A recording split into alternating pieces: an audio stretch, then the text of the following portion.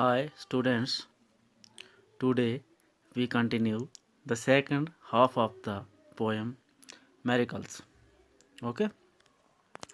Our watch honey bees busy around the hives on a summer forenoon. In this poem, we read each and everything our poets are miracles. हर एक चीज में हमारे poet को क्या दिखाई दे रही नजर आ रही है मिरेकल. ठीक है. He said while he was watching honeybees moving around their hives on a summer forenoon, there he saw miracles.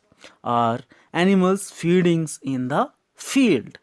Looking at the animals feeding in the field, there he saw miracles.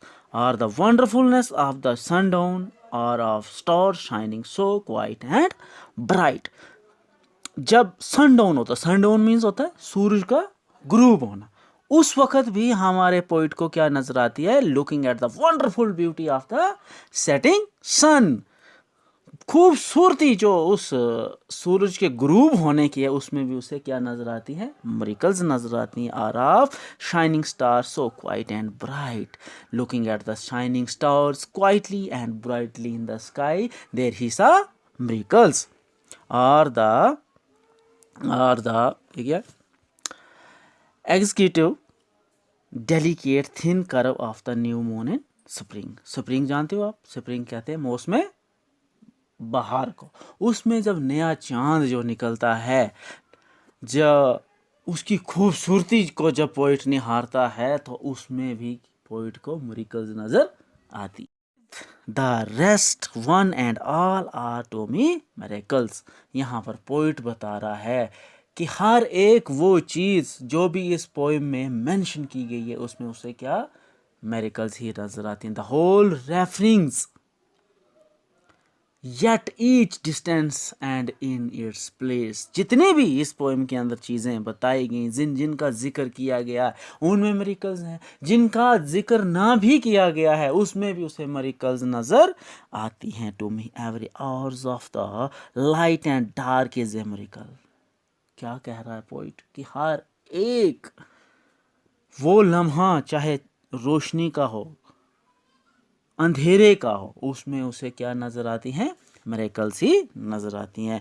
Every cubic inch of space is a miracle. Space का हर एक cubic inch उसमें इसे miracles नजर आती हैं. Every square yard of the surface of the earth is spread with the same. और यहाँ पर हमारा पोइट क्या बताने की कोशिश करता है कि हर वो स्क्वायर यार्ड इस ज़मीन का उसमें भी से मिरेकल्स नजर आती हैं. It is the same with every square yard of the earth surface. ये मिरेकल्स जो हैं उसमें उसे नजर आती हैं. और क्या आगे बता रहा है? Every foot of the interior swims with the same. Interiors यहाँ कहा गया है ज़मीन के अंदरूनी भाग को. स्विम्स मीन्स होता है भरा पड़ा है या भरा हुआ है. तो इसमें भी हमारे पोइट को मिरेकल्स ही आती हैं. It is the same with every foot of the interior of the earth. उसमें भी उसे क्या मिरेकल्स ही नज़र आती हैं. To me the sea is a continual miracles. In this line the poet said the sea is a continual miracles. The fish that swim, the rocks, the motion of the waves, the ships with men in them. इन तमाम चीज़ों में चाहे वो fishes जो swim कर रही हैं, वो चट्टानें, वो उस समुंदर की वेव्स और उस शिप को जिसके अंदर बहुत सारे लोग बैठे हैं, उन सब में उसे मिरेकल्स ही नज़र आती हैं. What strange miracles are there. तो यहाँ पर हमारा पोइट जो है वो क्या बताने की कोशिश कर रहा है? The poet says that there could be no strange miracles then these. बोलता है इनके अलावा और कौन सी फिर दूसरी वो अजनबी घटनाएं घटेंगी जिन्हें हम चमत्कार कहेंगे.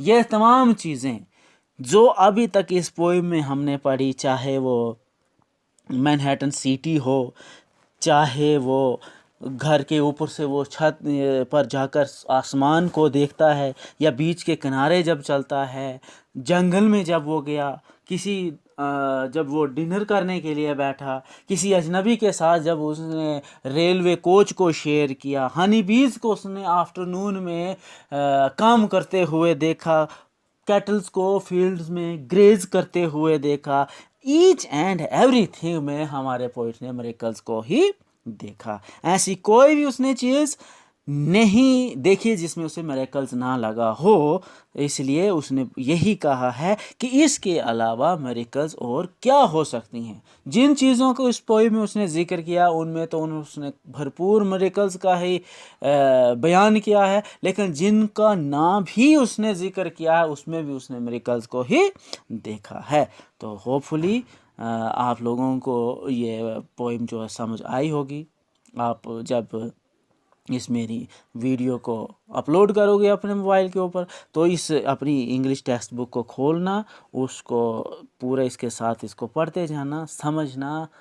तो उम्मीद करते हैं आपको समझ आई होगी। Thank you very much.